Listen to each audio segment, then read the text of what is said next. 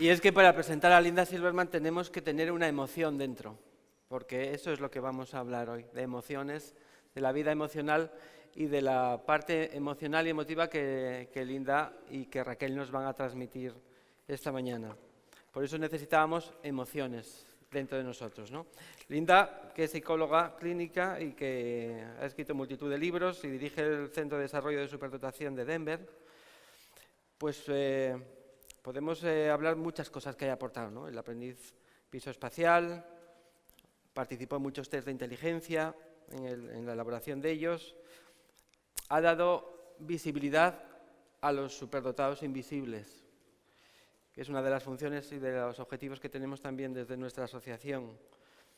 Y su ponencia, que se titula El desarrollo emocional de los niños superdotados, teoría de la desintegración positiva, pues va a ser apoyada también por Raquel Pardo, que fue alumna suya, que trabaja en Cantabria, que es prima hermana de los asturianos, que es asesora del CEP de Torrelavega de Cantabria y que también ha colaborado mucho en la organización, en la coordinación de todo el congreso, ¿no?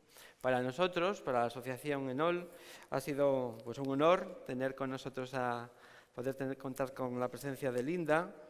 Hemos tenido contacto a lo largo de estos meses en muchas ocasiones y una de las mayores autoridades mundiales en superdotación que estoy aquí es un lujo, un honor para nosotros, para todos vosotros y vosotras también. Y vamos entonces con lo importante que es con Linda Silverman. Muchas gracias.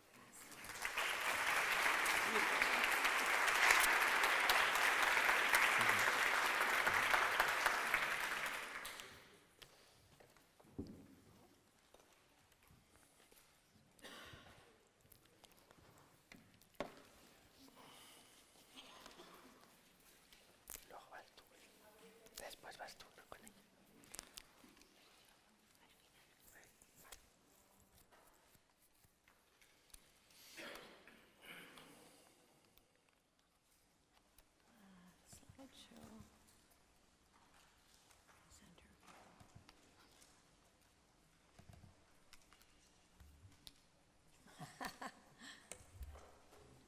Un momento.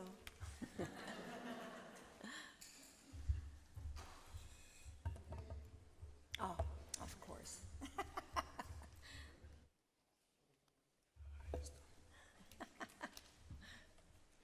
There we go. Not centered though.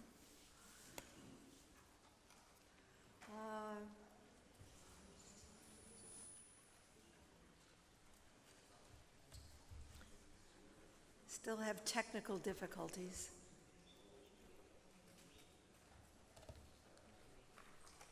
Let's see.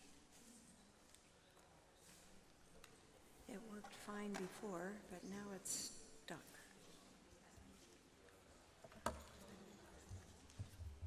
I think it's stuck. You have to start over.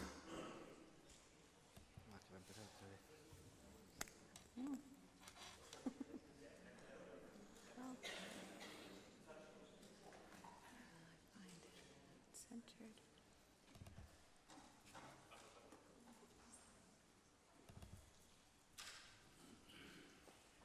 What's going on? It's stuck.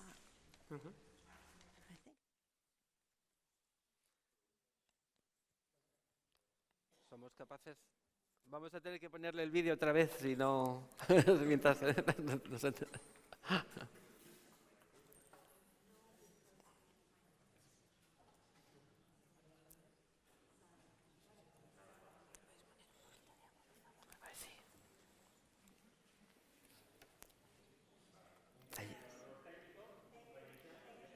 Ahí salisteis ayer.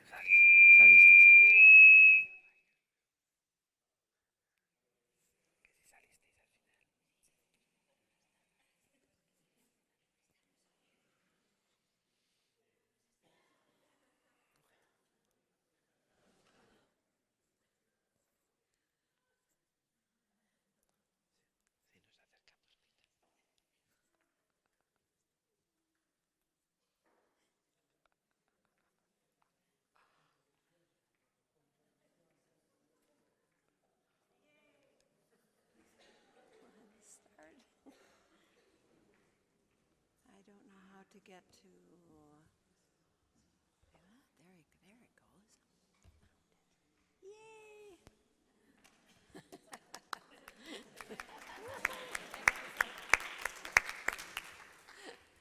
Oh, I'm sorry about that. We had it all set up. I'm very happy to be here. Thank you, Maria. Tiene problemas con el micrófono. Maria, thank you for the invitation. It's not working? It's not working. I'm afraid you have to use it. Oh, I'll have to use this, okay. Welcome and thank you. Thank you to Maria. This was Maria's vision, and Maria made this happen. And I'm grateful to be here. I've never been to Asturias, but I've always loved Asturias because of the music. Alicia de la Rocha's Asturias has always touched my heart, so I've always wanted to come. And I'm really happy to be here. My viewpoint of giftedness is, and always has been, that it's a psychological reality. It's nothing to do with high marks or achievement or success in adult life or potential for success or talent development or all of the different viewpoints that are very familiar and typical throughout the world. I'm a psychologist, and I see giftedness as a psychological issue, and that is where the field began. Giftedness began as a study in psychology, and it started in Europe. And we, in the United States, took it away from its roots in psychology and brought it into education and made it gifted education instead of gifted psychology. And I think that was a mistake, because there are psychological differences that come with being gifted. This is a quote from Counseling the Gifted and Talented. Maria and Esperanza have copies. This book was a textbook that came out in 1993 for use in courses on counseling the gifted and talented. Intricate thought processes and complex emotions are held in delicate balance in the gifted individual. Idealism, self-doubt, perceptiveness, excruciating sensitivity, moral imperatives, desperate needs for understanding, acceptance, love, all impinge simultaneously. And this is a quote from a high school student who, with the help of an organization, wrote a book about his experience. And he speaks for many, many gifted and highly gifted people. He talks about the inner lives of the gifted. We are not normal, and we know it. It can be fun sometimes, but not funny always. We tend to be much more sensitive than other people. Multiple meanings, innuendos, and self-consciousness plague us. Intensive self-analysis, self-criticism, and the ability to recognize that we have limits make us despondent.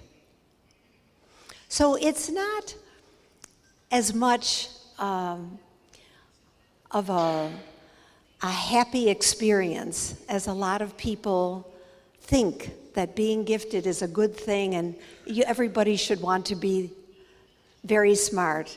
It's not all that it seems.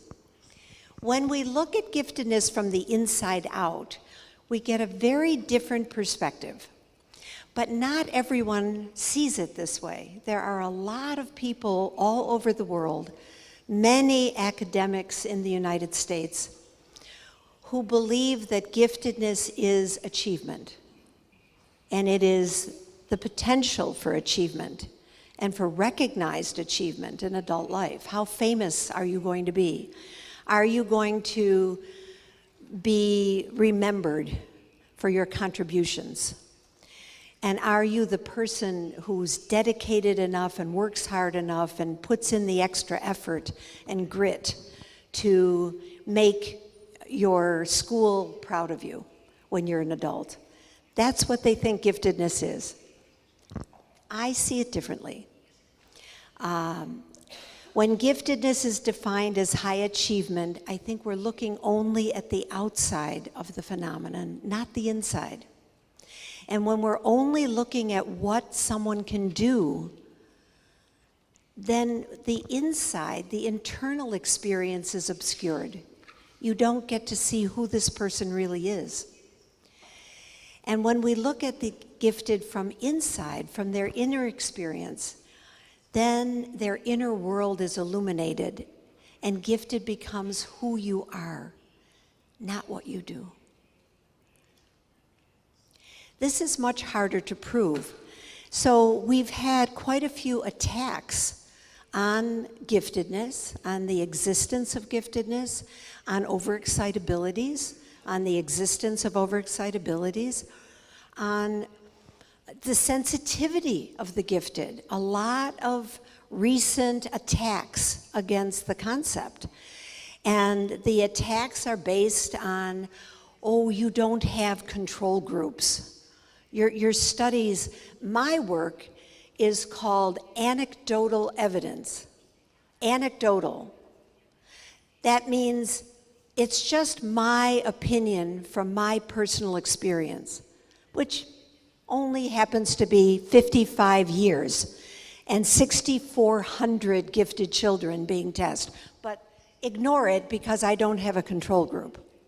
So having clinical experience, clinical insight, clinical understanding of the population ignored because of no control group makes it very hard to prove that gifted children really are, and gifted adults as well, more sensitive, more overexcitable, more intense.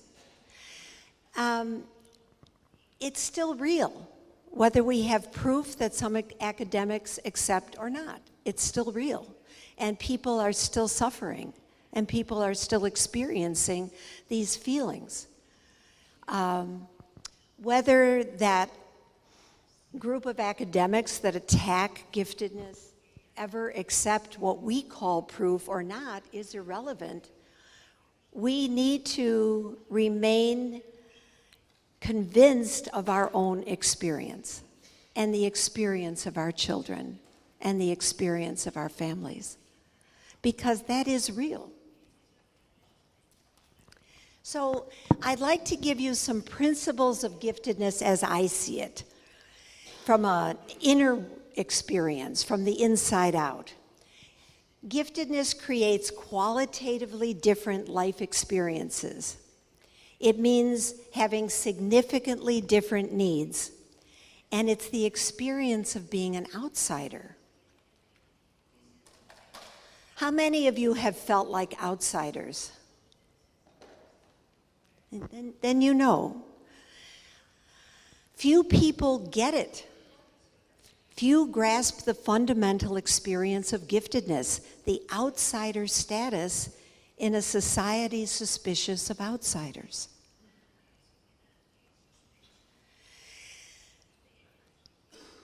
I see giftedness as the mirror image of what we call now in the United States intellectual developmental disability, but we used to call it retardation.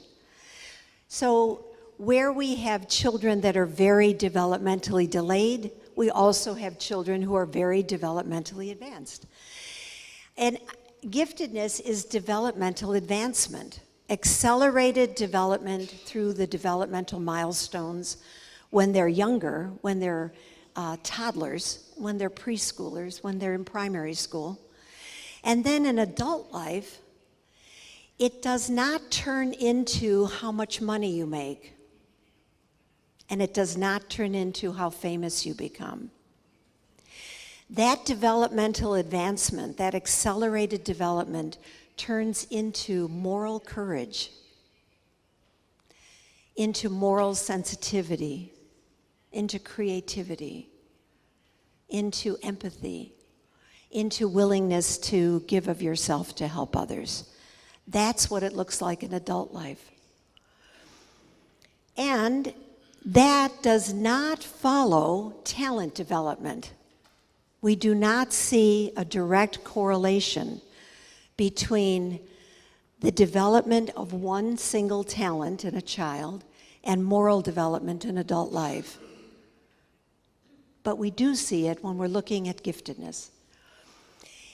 Giftedness is real, and we have had documentation of giftedness for over 100 years. And that's the IQ test. But many people don't believe in IQ tests, and so they say, oh no, that doesn't count. It does count. Even though we miss a lot of gifted children with IQ tests, we miss more of them using any other method that we can think of identifying them. But it is IQ tests that allowed us to discover giftedness in the first place, and especially in girls, especially in women. Without the IQ test, we never, ever would have had the documentation that females are as intelligent as males. It was the IQ test that did that. Up until then, the belief was giftedness equaled eminence. If you were famous, then you were gifted. And since women didn't have the same opportunity to become famous, few women were considered gifted. But then the IQ test said, no, it's not like that. So when we look at the results of an IQ test, we see that normal development is in that blue area. There's 68% of the population, approximately, that are fitting the norm. They're just a little above the norm or a little below the norm. And then when we hit the red area on the, I guess, the right side, then we're looking at high achievers. We're looking at college-bound students. We're looking at children who like to go to school. When we look at the red in the other direction, then we're looking at children who have difficulty in school, who learn a little bit slower than the other children. But when we get to the end of the curve in either direction, we look at 2.15%, more or less. Those are children who are significantly different from the norm. Not just statistically different, functionally different. Every standard deviation represents a difference in function. So if a child is one standard deviation below the norm, they're in the regular classroom but struggling. If they're 2 standard deviations below the norm, in the United States, that is called special education. They're qualified for special services, individual IQ tests, special curriculum. When they're 3 standard deviations below the norm, then we're talking about children that if they're in the regular classroom, they have to have a full-time aide because they learn so differently. And many of them are in special classes. If you're going 4 standard deviations below the norm, we're looking at a completely different functional level where individuals will be lucky to learn how to dress themselves and feed themselves by adult life. So they're functional differences. They're just not statistical artifacts. When we go 1 standard deviation above the norm, we're looking at individuals who do well in school, who have the capacity to do well. When we go 2 standard deviations above the norm, we're looking at the gifted population. This is the group that is significantly different.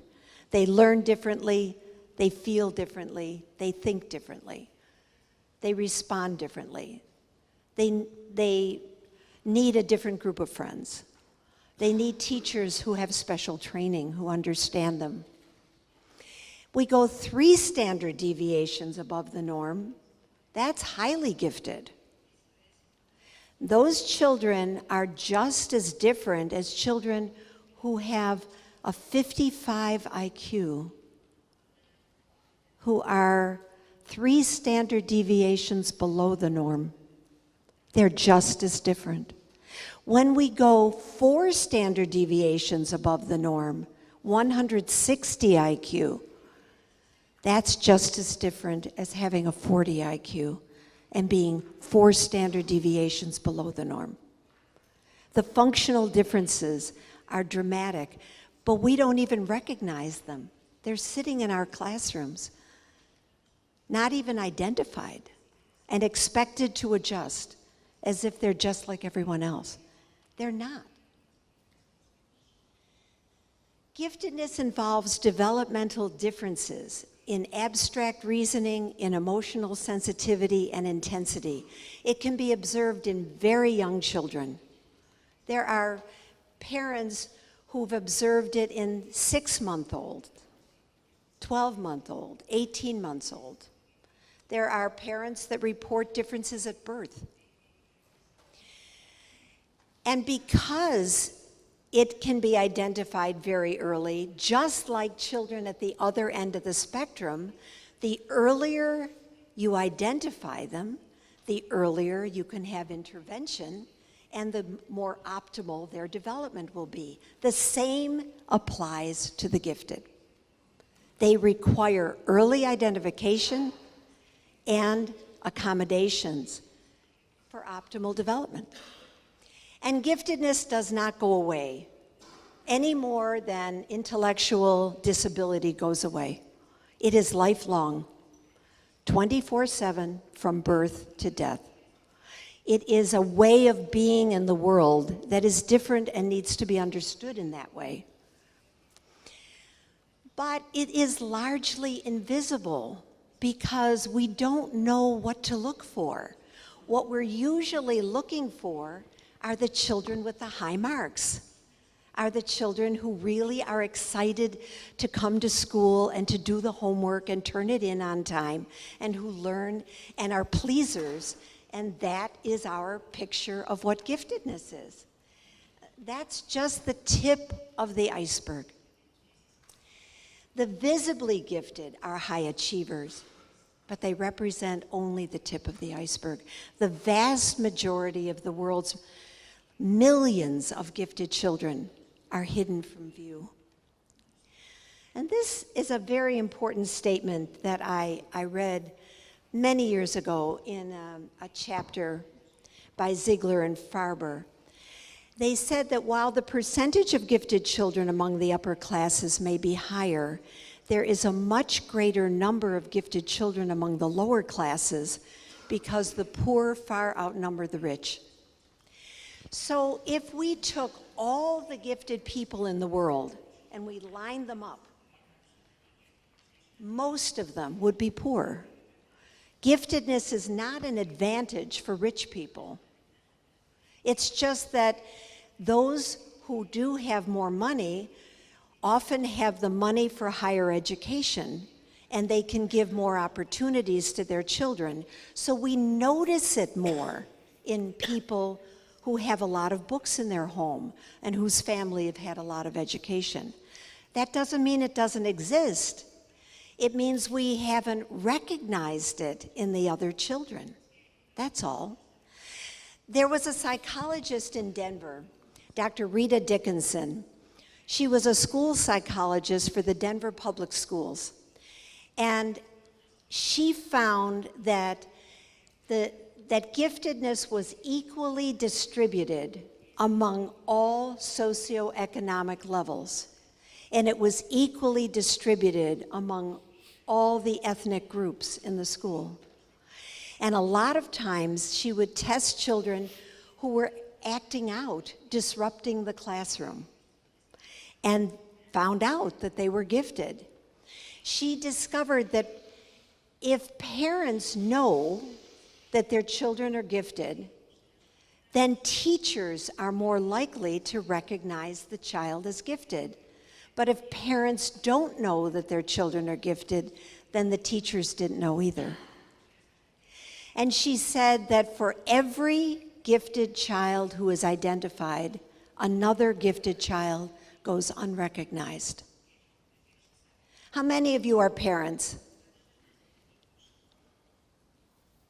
So the parent's role is very important. And there are countless cases of vanishing giftedness, children whose talents are lost through lack of detection and nurturing. And we will never even believe that they were gifted because they seem to disappear into the fabric of life. I see giftedness as a dragon that can only be seen by those who can conceive of dragons. Many educators and academics mistake the tracks, visible achievements, for the beast itself. But what you accomplish, what you do, how well you do in school, those are only the tracks.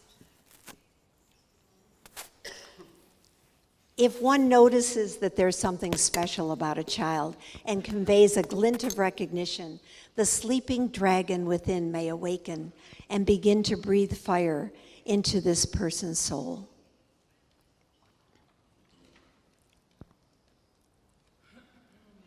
Many of the problems that beset the gifted can be traced to the lack of awareness, understanding, and acceptance of the differences inherent in being developmentally advanced. It's emotionally damaging to be unacceptable in the place one must spend 5 or 6 hours a day, nearly every day, for 13 critical years of one's development. And that is what we do with our children. When we fail to recognize them, when we say, just do everything everybody else does, learn the same way that everyone else does, be interested in what everyone else is interested in, we are so denying their individual differences that we make it almost impossible for them to feel good about themselves.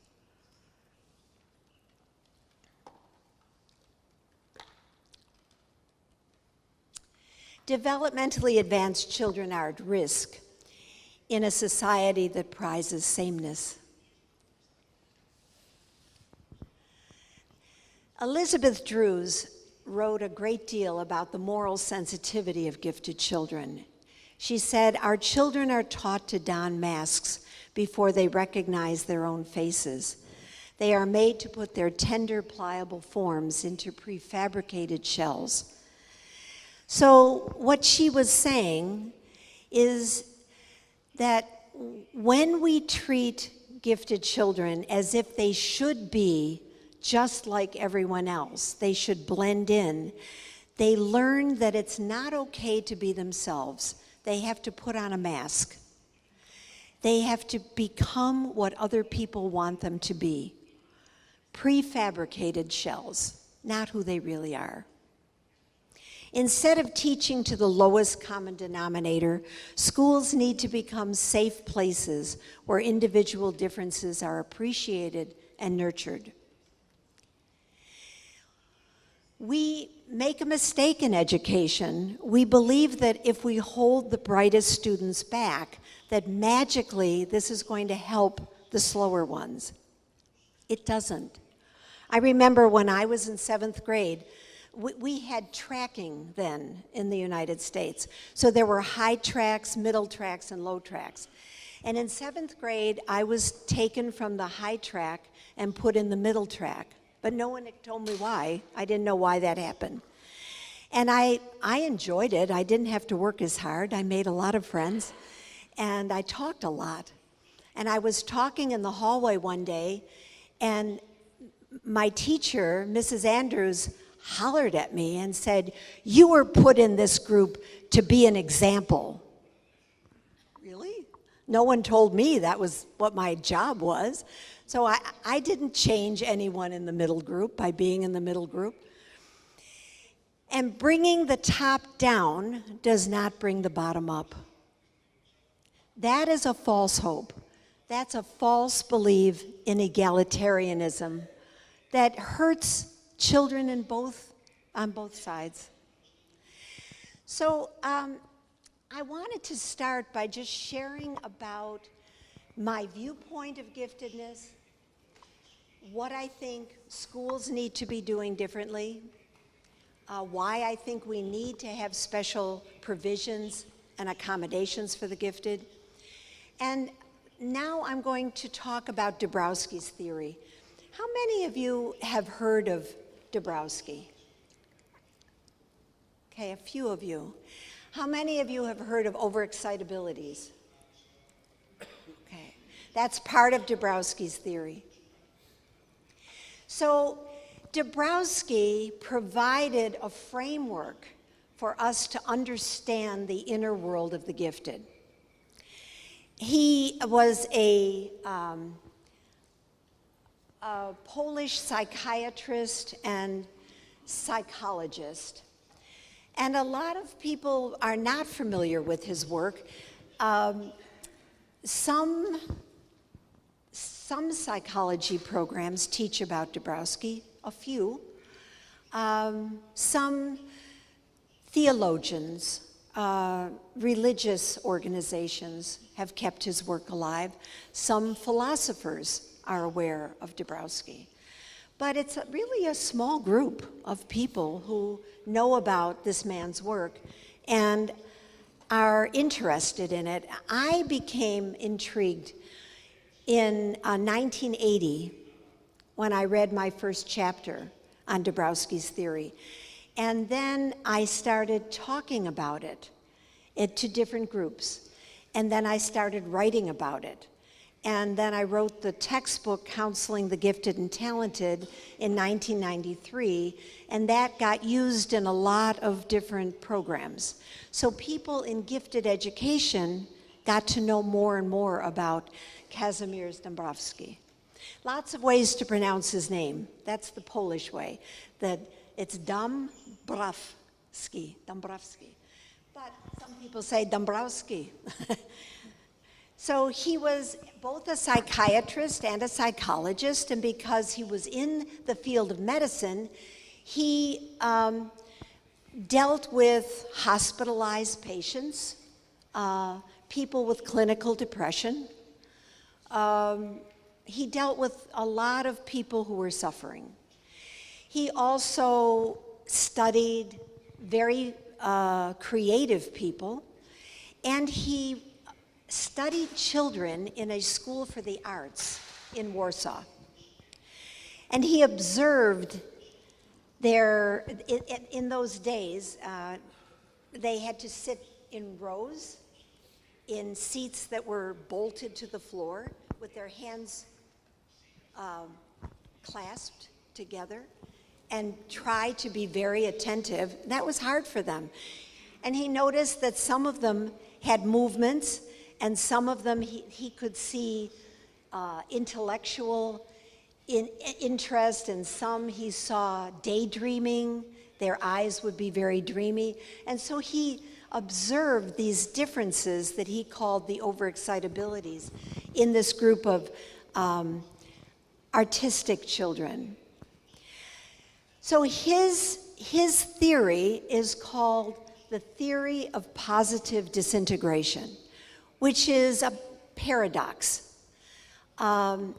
Positive disintegration means that you are integrated or resonating at a higher level of awareness and consciousness than others. If all of the children that you are interacting with are doing something horrible, if they're teasing another child, a child who says, no, I'm not going to do that, that is demonstrating positive disintegration. They are not connected to the norms of the other children, but they are integrated at a higher level, a more morally sensitive level.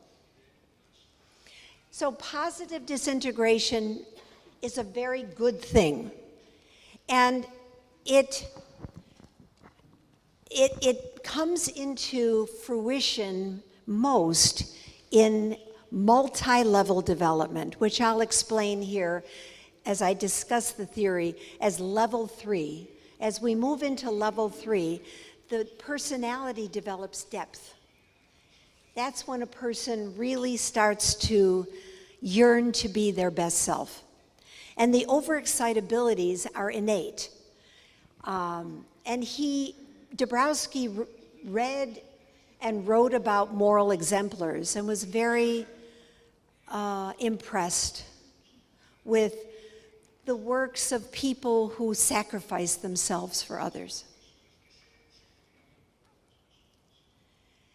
So he was most interested in those individuals that he considered morally and emotionally integrated or advanced. He said they were gentle, delicate, non-aggressive, likely to withdraw rather than fight back or take revenge or retaliate in some way. And they were heroic in their sensitivity.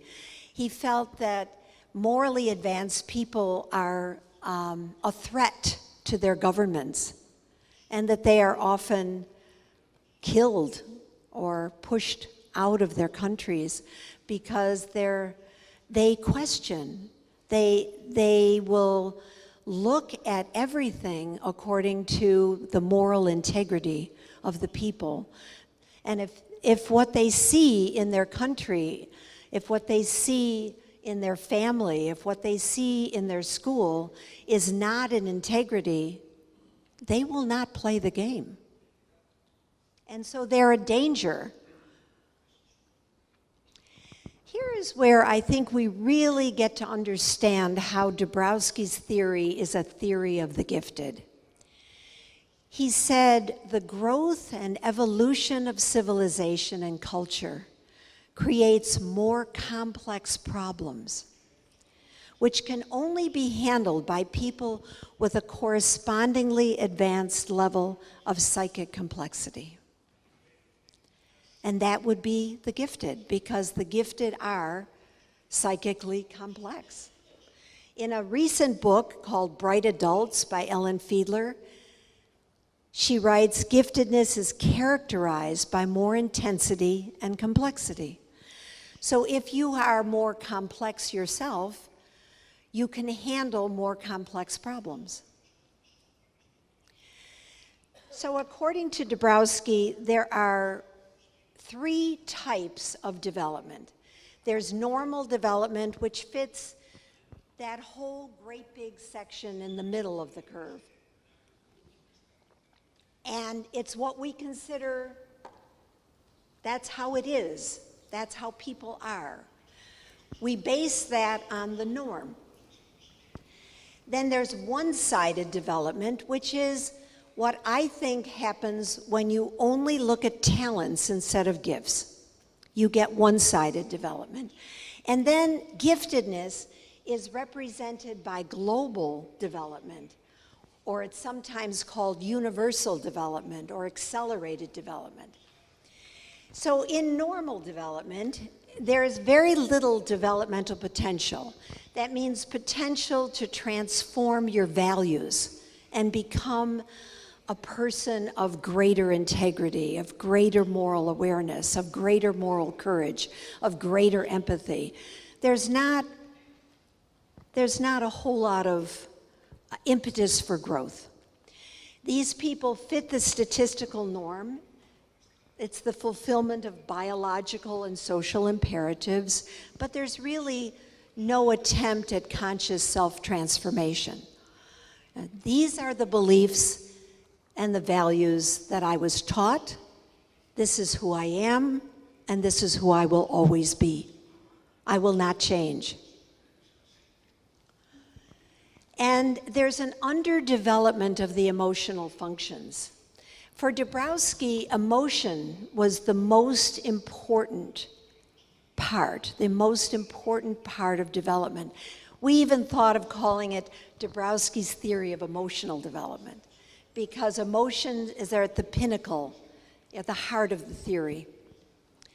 In one-sided development, you have one talent that's developed. And there is some potential, perhaps it's intellectual, but the rest is not as well developed. And that lack of development of the whole person, the lack of development of empathy, the lack of development of compassion and moral sensitivity, it means that you can take your talent and you can get to the top at everyone else's expense. It doesn't matter who you hurt along the way. All that's important is that you develop your talent. So it's not enough in Dabrowski's theory just to develop your talents. There has to be more. So Dabrowski was most interested in what he called accelerated development. That means that the person has strong developmental potential. Developmental potential is intelligence and overexcitabilities and talents and something else, an inner drive to transform. In a person of accelerated development, all cognitive and emotional functions develop with equal intensity. And the person is self-aware and there's conscious direction of one's own development. You're not just depending on other people's ideas. You're determining everything from within yourself. What do I believe? And positive disintegration is part of that. Not going with the values of the norm, but developing your own values at a higher level than what you see around you in the world.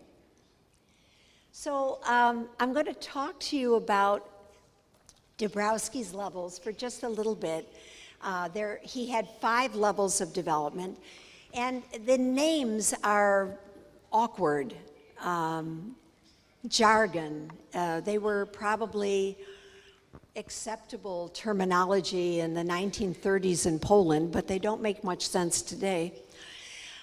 But even if we change the names, I think there's something interesting about the descriptions.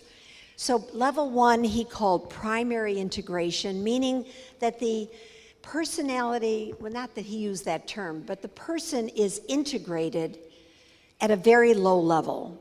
When you are integrated, there's no growth, no impetus for growth. And then at the second level of development, the person is confused, more adolescent, and not as sure of themselves. And then at the third level, that's when you begin to have things happen to you that make you reconsider what you believe in. A bad marriage, for example, or the loss of a child, or the loss of your job, or something that makes you have to reconsider everything you believe in. And that is the beginning of a whole new level of development. That's called spontaneous multi-level disintegration.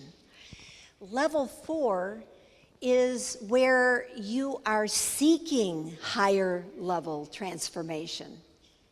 It's not something happens to you spontaneously. You have become a seeker. You have become a person consciously directing your own higher level development. And that's called organized. And then at level 5, that's what Dabrowski called the level of the true personality. And he didn't think very many people reached that level. I think in his lifetime, the only, well, not that we call this a person, but he only thought Jesus represented level 5. But there are others who called the saints, Mother Teresa, Buddha, many different enlightened beings as level 5 as well. So level 1, I'm going to use an example from my own country because I think it helps to put a face to this, to help you understand what happened in our election.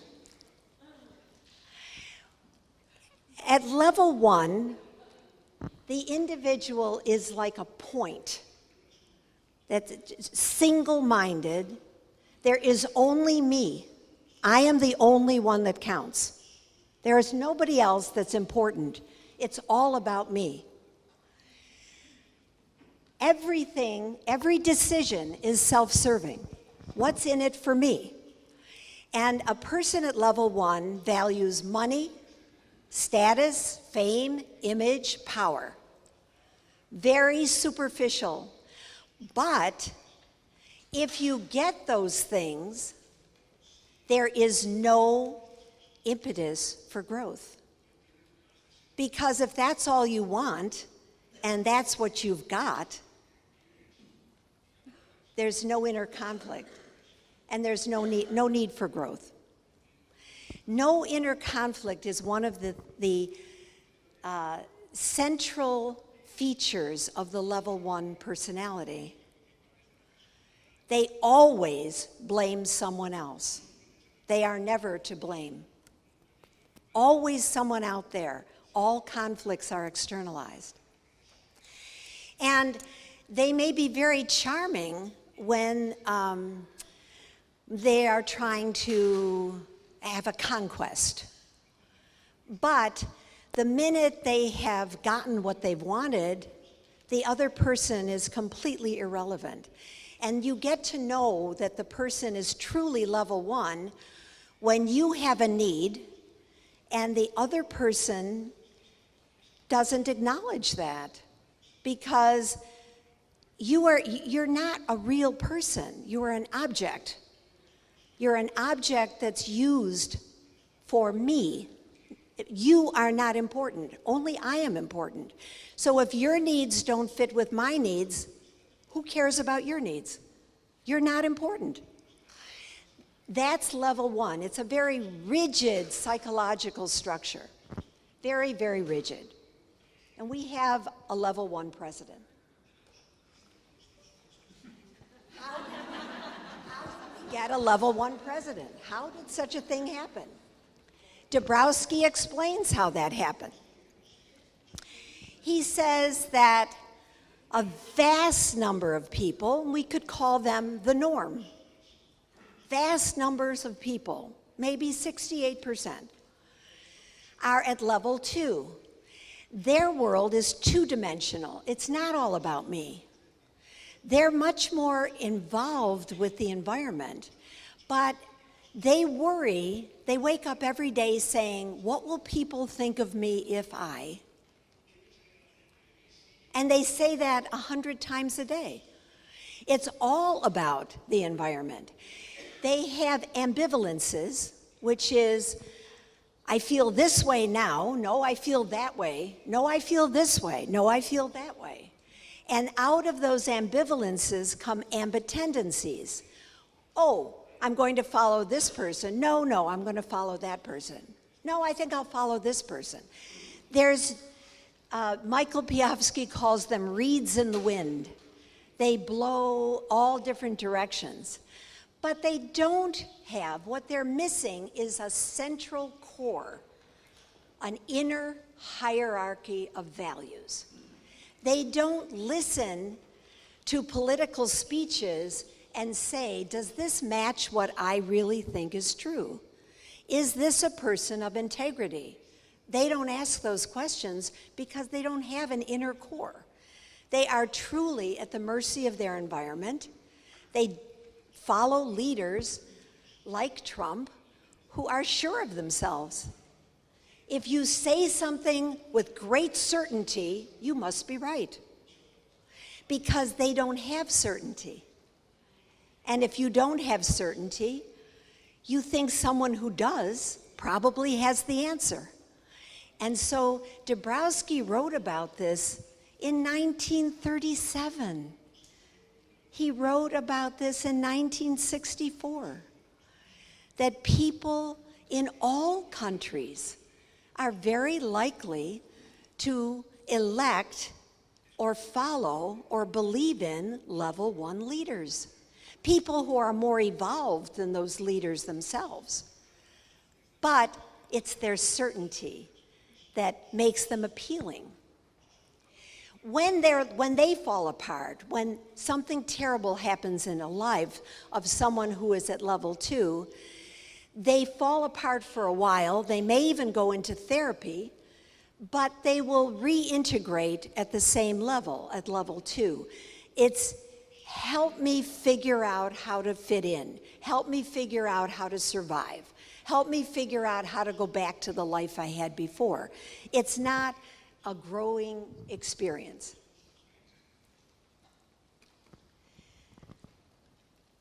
Now here is the meat, the heart of Dabrowski's theory. It's multi-level development. That begins at level 3. That's when the personality develops depth. It's not two-dimensional, it's not flatland. It's now three-dimensional, and that third dimension is an inner core of values, self-chosen values. This is who I am, this is what I believe in, this is what I stand for. And that comes out of one's own drive to develop, combined with your intelligence and your overexcitabilities and this autonomous factor, this resilience to what is, and your ability to envision the abstract possibility of what could be instead of the concrete what is in your world. People who have this type of development, they're on a journey, they're on a quest to become their very highest self.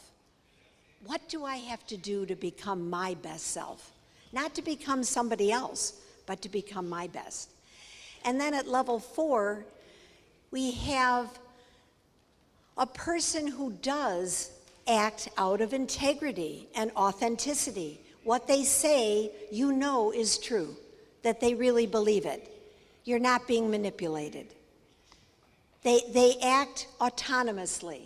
They're not agents of. They have a very interesting concept called subject-object in oneself, which is the ability to step out of your own life and look at yourself as if you were looking at a movie. And you're not judging. You're not saying, oh, I shouldn't have done that, I should have done this differently. No, it's just observing. Non-judgmental observing, as if you're watching a movie of somebody else. That's subject-object in oneself. And there's self-direction. That's when you decide, I've gossiped again. I don't want to do that anymore. How can I change that? So you're seeing the parts of yourself you don't want and saying, no, I did that one, I don't want to do that anymore, and I will make the decision to become what I want to become. And we hear about Maslow's theory of self-actualizers, and they fit into Dabrowski's level 4. At level 5, which we really don't know much about, we call them the saints among us. And Dabrowski called that secondary integration. At this level, there is no inner conflict. It's not a battle of wills between your higher self and your lower self. You have completely mastered the lower instincts, and you will always do what is best for all. You come in compassion. Your mission in this life is to be of service. And there's no more, is this the right thing to do? Is that the right thing? You just know. Total love of humanity and no regression to lower levels. So that is basically the 5 levels of the theory.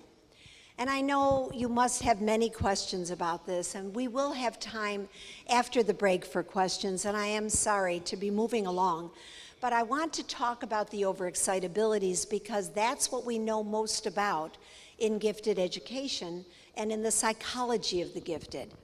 This is a picture of Michael Piahowski, and he's the one who brought Dabrowski's theory to the field of gifted.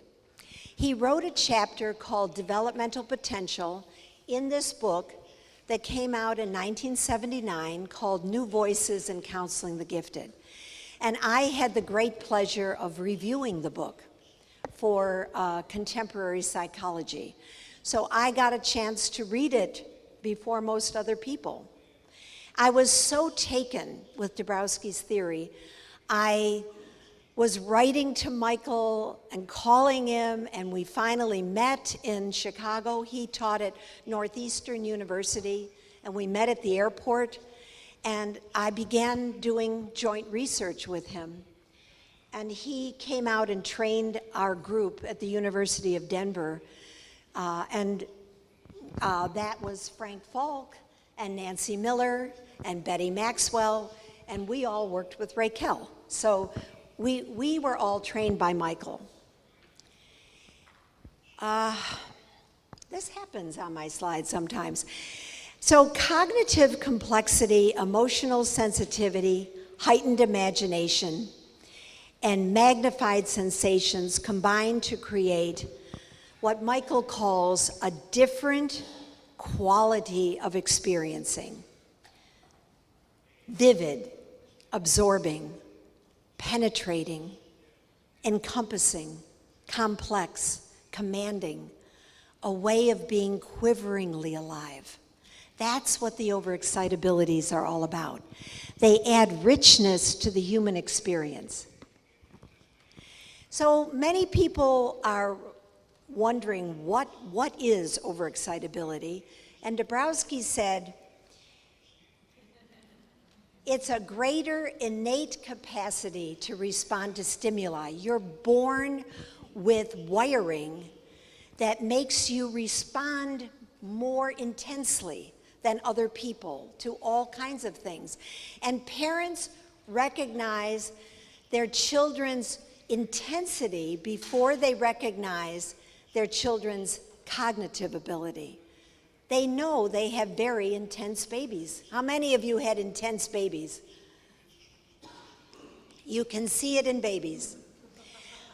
So overexcitability in Polish, the term means superstimulatability, that the nervous system is wired to respond at a greater level to stimuli than other people's. And in the theory, there are 5 overexcitabilities: psychomotor, sensual, imaginational, intellectual, and emotional.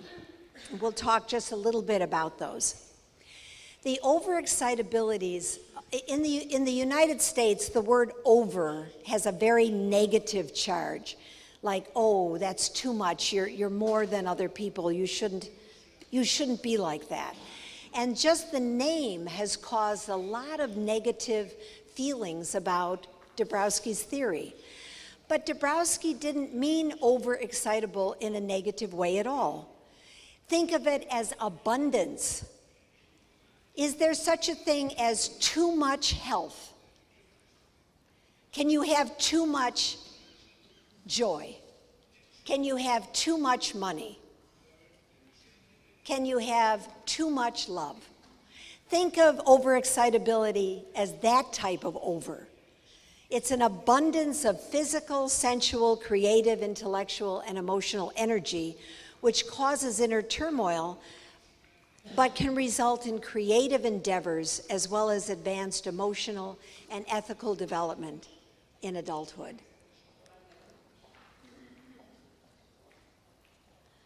lost them. So I'm going to go over the characteristics of the overexcitabilities, and you'll notice that there are some in one color and some in another color. And see if you can figure out how I'm color coding these, because that's going to become important later. Psychomotor is known as rapid speech, marked excitation. You can't say people who talk with their hands because everyone in Spain talks with their hands. Intense physical activity, pressure for action. If you're a teacher, are you the one at the meeting who says, okay, we've talked about this enough, what are we going to do about it? That's pressure for action. Competitiveness, compulsive talking, nervous habits like biting your nails, and workaholism, people who work a lot. That's all showing psychomotor overexcitability. Sensual overexcitability, enhanced sensory pleasures in seeing, smelling, tasting, touching, hearing. Delight in beautiful objects, sounds of words, music, form, color, balance. Overeating. I think everyone in Spain must love food. You have the best food. You must be food lovers. But you're all thin. How is that possible? Good food. That's why it's possible. Good food. So overeating, buying sprees, like going out and buying a whole lot of things you don't need, wanting to be in the limelight, all of that is sensual. So here are some of the areas of sensual overexcitability. And you can see which ones you relate to. Beautiful sunsets, beautiful violin music. Thank you. Nature, texture, fabrics, color. My favorite is bubble baths. I love bubble baths. I insisted that I have a room with a tub for bubble baths. And then chocolate. How many of you like chocolate? How many of you like chocolate cake? Now, everybody, or most everybody, likes chocolate cake, so that would be an excitability. But for how many of you is chocolate a religious experience? That's overexcitability.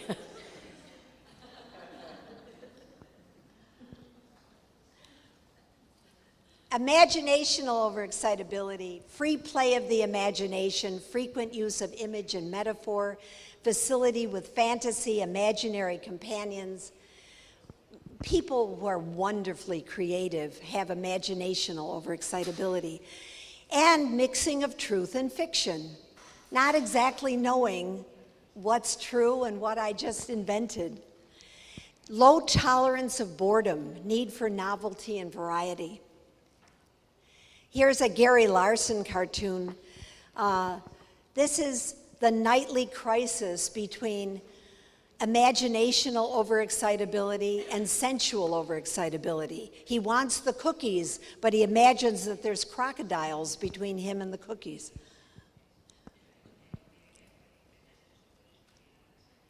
And then this is the one, when we think of gifted children, we think of the most, and that's intellectual overexcitability.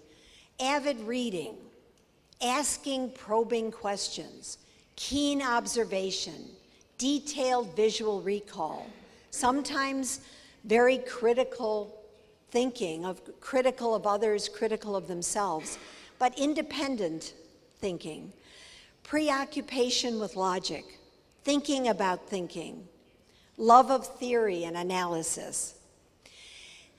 There is such overlap between these characteristics and giftedness that in all the studies that we've done of overexcitabilities, intellectual overexcitability really does differentiate the gifted from other groups over and over and over again in every country.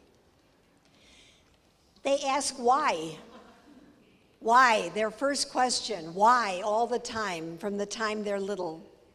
And that does not go away. Curiosity stays with you when you're 96. You still ask why. But it's not exactly the same as intelligence. It overlaps with it, but not identical.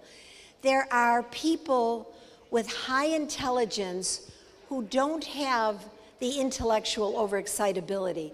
They don't like reading. They don't like plays. They don't think deeply about things, but they're very highly intelligent in practical ways. Maybe in making money. Maybe in art.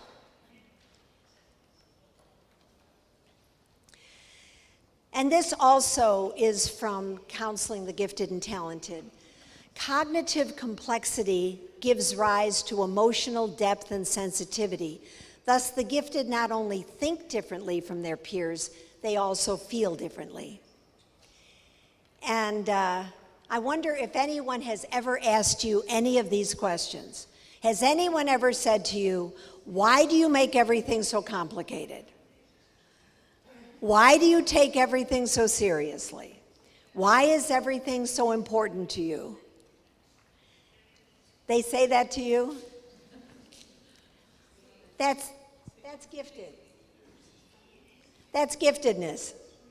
The gifted are too everything, too sensitive, too intense, too driven, too honest, too idealistic, too moral, too perfectionistic, and too much for other people. Another psychologist who's a friend of mine, Dr. Patty Gatto-Walden, calls these the terrible twos. The gifted are too everything. So here are the signs of emotional overexcitability.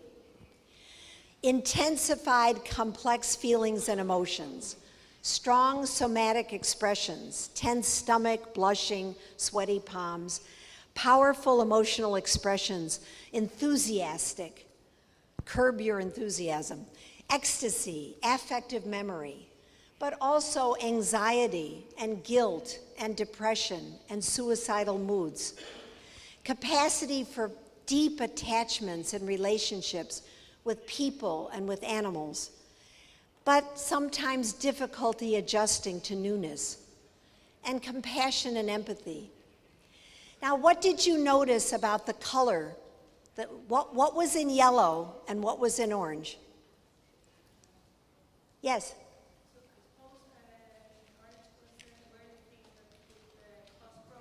Problems, yeah, exactly. Those are the problems. But this theory isn't just about people with problems. It's about people with wonderful empathy. It's about people with moral courage. It's about recognizing that having that high empathy is not an advantage. It's actually a handicap in a world that's blind to cruelty and apathetic to injustice. A young child who has heightened emotions coupled with advanced cognitive awareness of the suffering and perils of the world feels helpless and afraid. So, do overexcitabilities exist? Do gifted children have greater overexcitability? Yes.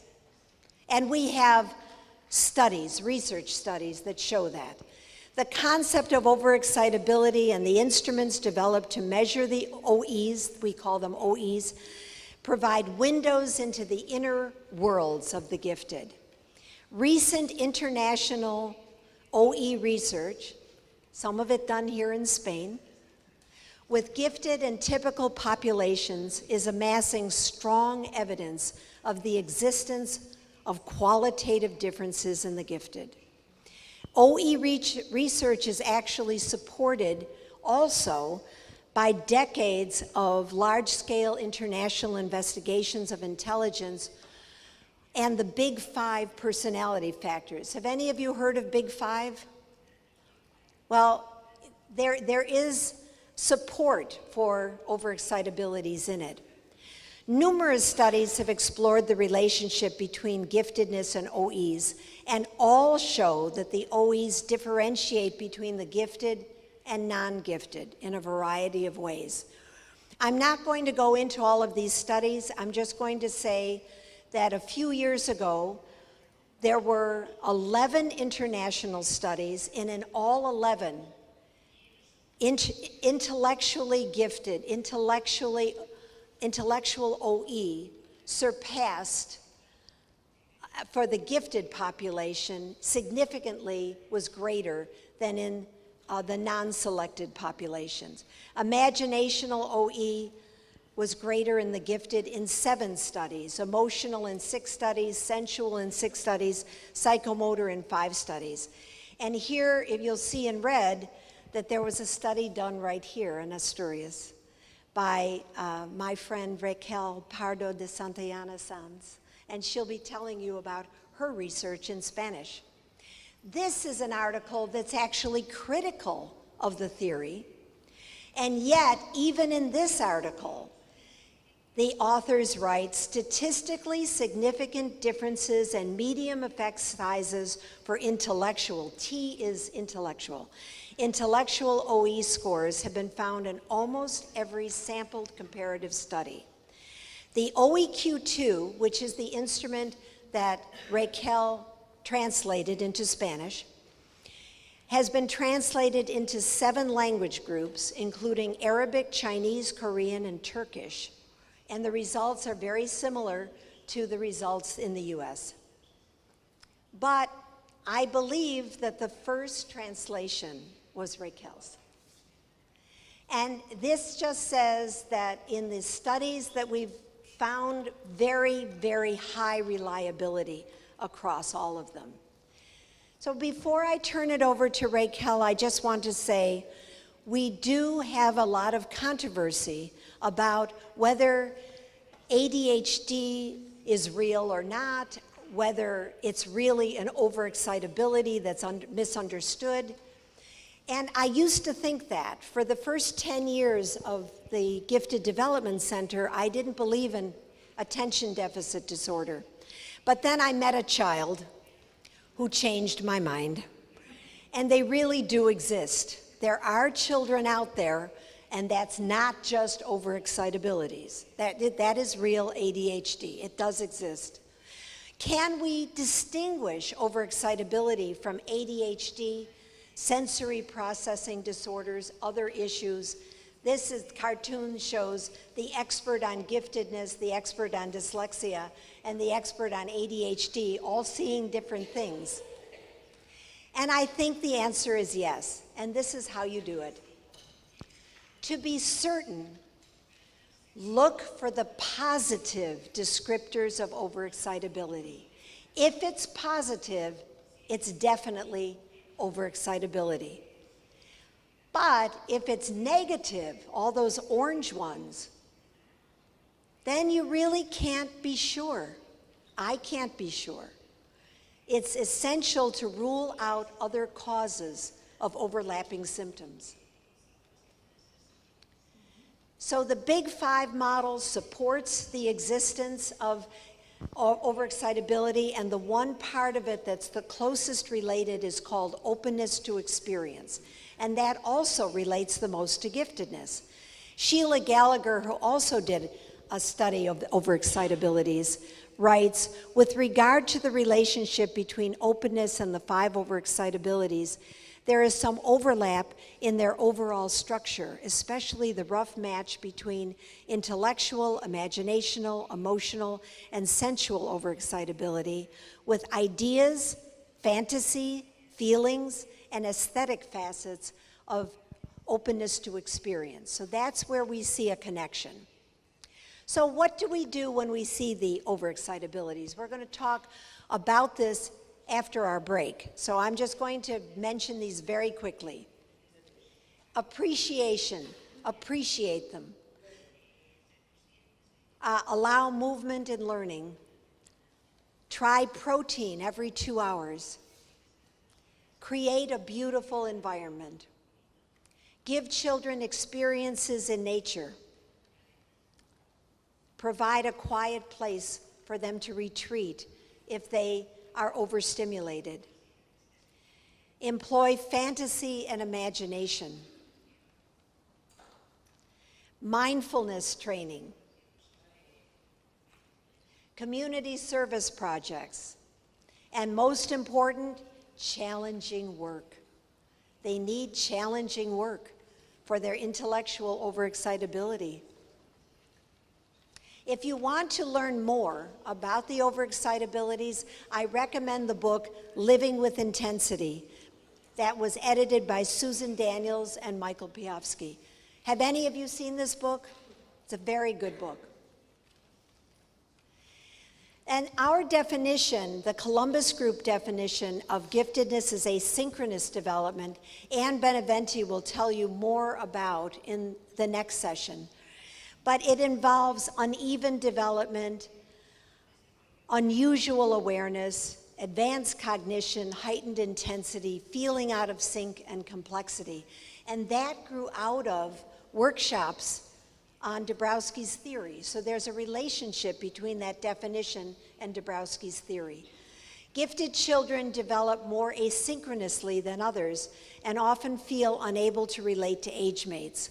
When they are forced into a mold that doesn't fit, they begin to experience their differences as deficits. Advanced asynchronous development is not an advantage in a race toward personal gain. It does not give the individual an edge in the competition. The cognitive and personality traits that comprise giftedness are disadvantages in a society in which those differences are not valued. Kierkegaard has been quoted as saying that we all come into this world with sealed orders, and we each must discover what those orders are and follow them. We each come with a mission, a God-given mission. Gifted individuals come equipped with the exact combination of unusual strengths and weaknesses, the perfect asynchrony to fulfill their own secret orders. All who interact with gifted children must understand their unique characteristics and overexcitabilities. Then these children can learn to appreciate themselves and develop their own unique paths. Instead of being valued only for what they produce, the gifted need to be cherished for who they are and the unusual ways they think and feel.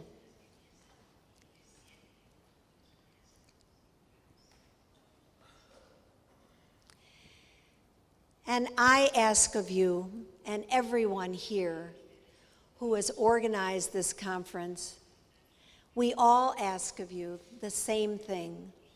Please see these children, nurture their gifts, and believe in them so that they can believe in themselves.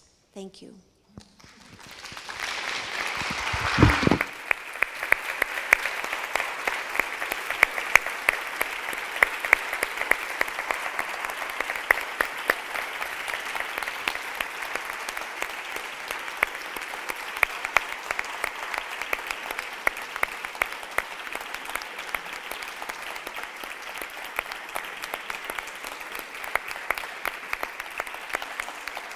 Muy bien, ahora